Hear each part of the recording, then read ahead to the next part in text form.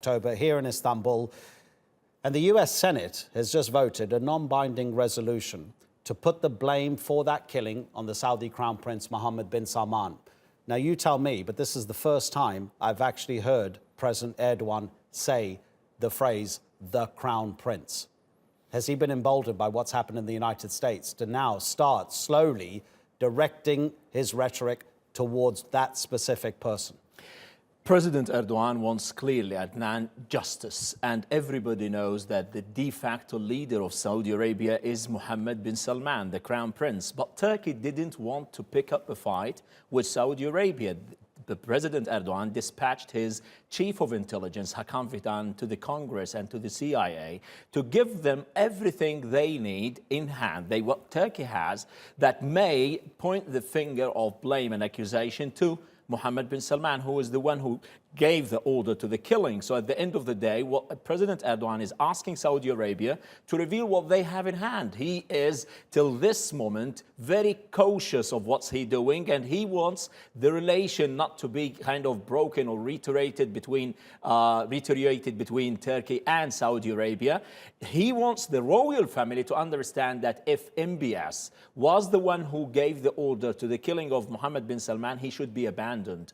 The bilateral relations between Turkey and Saudi Arabia is much bigger than one person. There are lots of people in Saudi Arabia. But will this happen from Turkey? Will an international investigation be asked from Turkey or from the international community? What Turkey is doing with this quiet diplomacy by involving the Senates and the senators in the United States and Trump himself, embarrassing him with this kind of vote, is to push them more to practice more pressure on Mohammed bin Salman. That's the ultimate goal. At the end of the day, it's justice, nothing but justice, as he said. Yeah, okay, but that issue of being able to push a little bit more every time, that's a really interesting one, because of course now we have what's happened in the US Senate.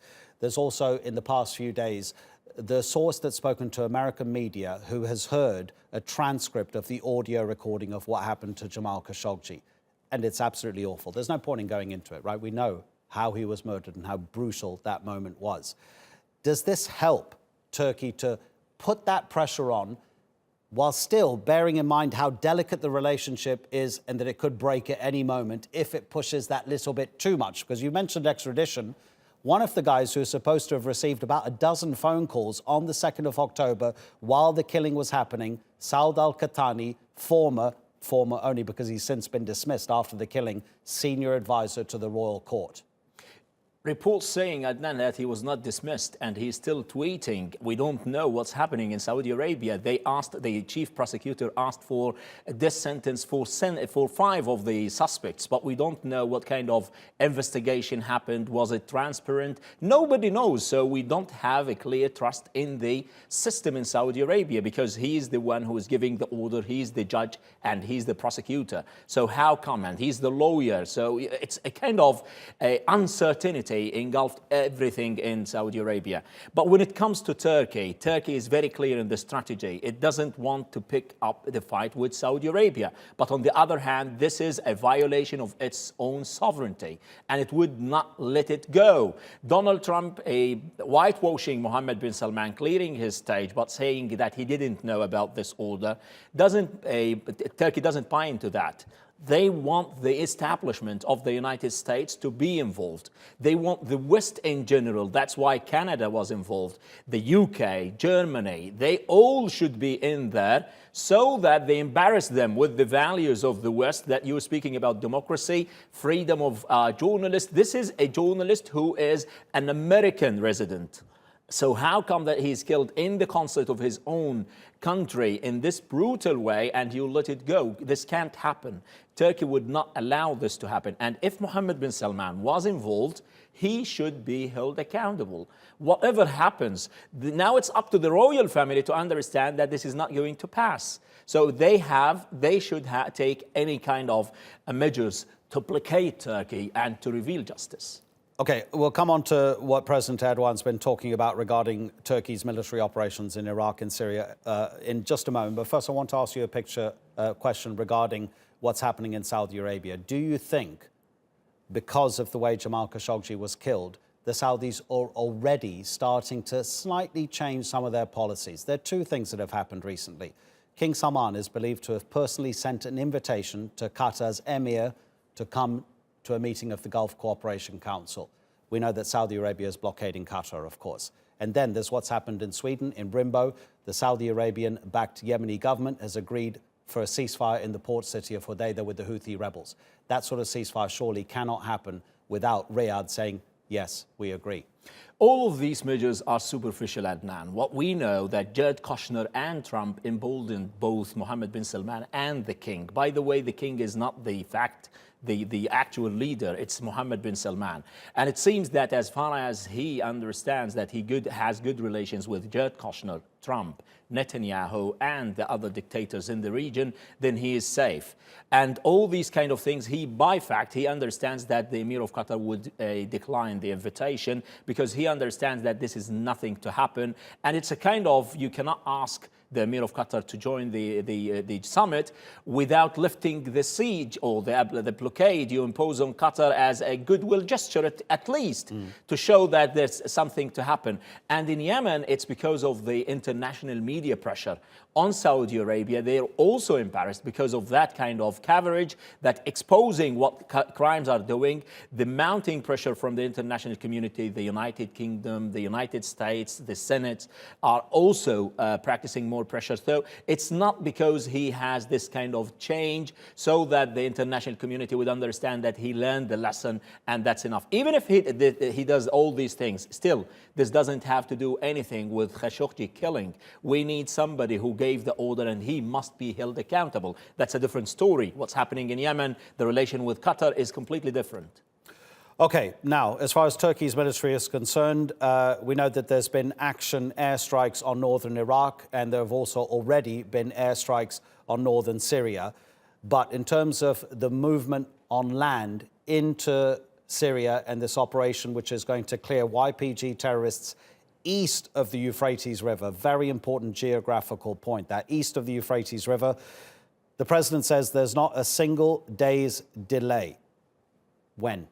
The strongest comment from the president, this is the strongest statement, our patience is gone. We cannot be patient anymore. That's a clear message to Washington that you gave us lots of promises. One, you promised to withdraw all the elements of the YPG from Manbij to the west of the Euphrates. You're going to drive them to the east of the Euphrates River. This didn't happen.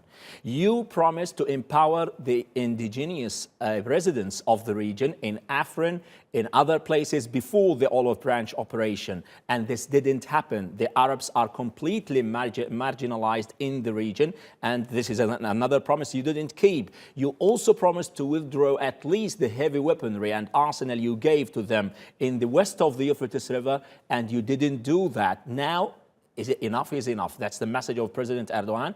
And it seems that the operation, with what we understand, that the hardware of the military deployment is ongoing in the region. It's very imminent, it's pending, and we can say in a matter of days, if the United States doesn't intervene kind of diplomatically to placate Turkey, it's going to happen very soon with the military deployment on the ground.